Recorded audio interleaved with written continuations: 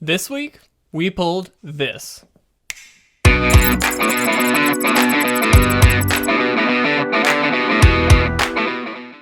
What's going on, guys? Welcome back to another episode of Weekly Pulls. I know it's been a while since we've done this. I know I took a week off and then we were kind of getting back into the swing of things after Thanksgiving, but I'm really excited to be back and we've got some really awesome stuff to talk about today. I know every episode up until now has been about cardsphere.com, and we will return to cardsphere.com because we've already got a lot of stuff to talk about there as well. But recently, thanks to Grand Slam Comics and Collectibles, I was able to open up a box of Commander Legends. It was a collector box, so lots of awesome value to be had there, and we certainly pulled some. So we're going to be talking about that today with a lot of really special cards. Let's go ahead and jump on in. Alright, so one of the new features behind Commander Legends is the etched foil commanders, of which there are a lot. There's actually some really good value in these cards, and they're really, really beautiful. The first one that we're going to be talking about here, one of, I believe, 3 that we've got on the list for today, is Sakashima of 1,000 Faces. Now, just a heads up, all of these cards are in sleeves, so it may be a little reflective here, but there's good reason behind that, because if you look at the value of just Sakashima alone, we're looking at $41.87 market value on tcgplayer.com right now, which is obviously pretty awesome. That's a lot of value. Now, these collector boxes we've talked about before, there's going to be a lot of value in them. We know that. We've talked about it. But I think more than ever, they're kind of setting the bar for value in these packs. And I think as we move through this, we're going to see that continue. But Sakashima, a really awesome new card. I love the fact that essentially it gets rid of the legend rule for you, so you can copy your legendary permanents, which is something we've not been able to do prior till now, especially in Commander. So this really does make some interesting plays available. I think it's going to be a really fun card to brew around as well. I'm not much of a Commander player, but I think there's a lot of cards on this list that I might actually kind of want to play around with. So this is definitely a really strong start in the first one on our list today. The second etched foil card that we have this time round is actually Thracios, Triton Hero, which is a tried and true classic for competitive Commander for a lot of reasons. One, the fact that it's so cheap. It's only a green and a blue to be able to play this card from your command zone, which is amazing. But not only that, it also has the partner mechanic, which is a huge part of the Commander Legends set. Obviously, most of you guys know that. We've had it out for a little while now, but that partner mechanic really allows you to expand your possibilities, expand the color pie, and hopefully get a lot more interesting stuff going on in your Commander deck. Thracios is a really awesome one for that. It definitely has an awesome ability as well. You can tap it, scry 1, reveal the top card of your library. If it's a land card, put it onto the battlefield tapped, otherwise draw a card. That ability alone gives you a card advantage engine, and not only that, but it can possibly ramp you. And being able to essentially play that out very, very early in the game is just such good value. It just allows you to really, really pop off with your deck and do some really, really powerful things throughout the game. Really stoked to have this in etched foil, sitting at $23.76 on TCG market value, which is very, very good. Obviously not Sakashima value, but still really, really awesome, and a great addition to the collection. Alright guys, the last etched foil on the list for today is Timna the Weaver. This is an absolutely fantastic reprint that we are seeing in Commander Legends, again in that etched foil, which is just absolutely stunning. Again, featuring that partner mechanic. We talked about it with the last card, but it's just such a powerful mechanic and it allows you to really expand your possibilities for your deck. Great to have a new version of Timna in the collection. And again, we're looking at this as a value engine. It's a very powerful card. It's one that gives you that advantage at the beginning of your pre-combat main phase. You may pay X life, where X is the number of opponents that were dealt combat damage this turn. If you do, you draw X cards. So again, being able to draw through the deck and hopefully get those pieces that you need to be able to finish the game quickly is why Timna the Weaver, as well as Thracios, both are really, really powerful commanders. And again, with that partner mechanic, you're allowed to kind of pick and choose what you want to put with it, which I think is really, really awesome. Sitting at market value of $21.74, Timna the Weaver is, again, not the most pricey card in the set by any means, but still holds some very, very good value, and again, a great addition to the collection.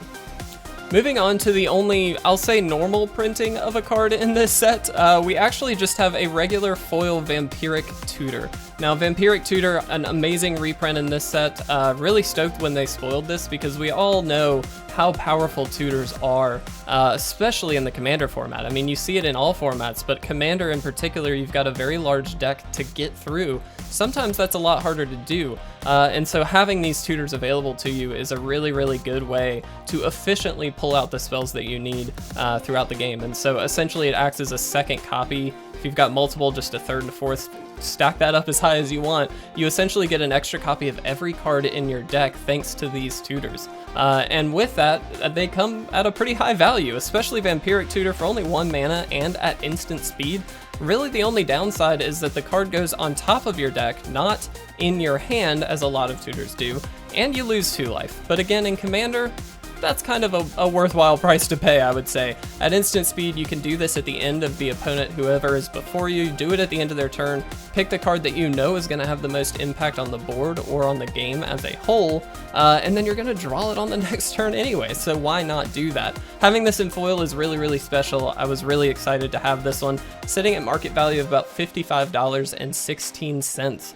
Which is very, very good value. This is so far the most expensive card on the list. And again, you see why we have sleeves on everything today, but an absolutely beautiful card. And I love the art as well. I think it's a really stunning piece of work. The last 2 cards on the list are actually extended artworks. Very, very awesome cards and beautiful cards nonetheless. And we're going with a tried and true classic for this one. We have got extended art foil Sol Ring. An absolutely fantastic pull. I actually did pull another regular extended art, not foil, Sol Ring, but I figured, you know, we're here on weekly pulls. We got to go for the high value play. If you play any amount of Commander, everybody knows Sol Ring goes in every single deck. You just play it. It is an amazing card. It not only allows you to kind of ramp early in the game, but there's obviously other artifact synergies and things like that that you can play off of if you'd like. But regardless, having this on turn 1 is one of the scariest things that you can do in Commander. Most of you Commander players know you see somebody play that at the table and instantly they become the target. So having a Sol Ring in extended art and in foil is a really special thing, I think. I really love this card. It's obviously kind of a highly debated card in the Commander world, but I think it's a really special one to pick up. Really excited about it. Sitting at market value of about $35.16 on TCG Player right now. So again, not the most valuable card on the list by any means, but still holds a lot of value. And again, we're seeing why these sleeves are so important, but really an awesome card to pick up. Excited to have this one. All right, everybody, so we saved the best for last. This is the pièce de résistance of our list today, and I'm so floored that we even pulled this, to be honest. I actually pulled 2 of these, one in foil, one in not foil, but we're looking at a foil Jeweled Lotus extended artwork, which, if you don't know, is sitting at $406.05 on TCG Player right now. That is the market value of this card. An absolutely phenomenal pull, pays for the box and then some.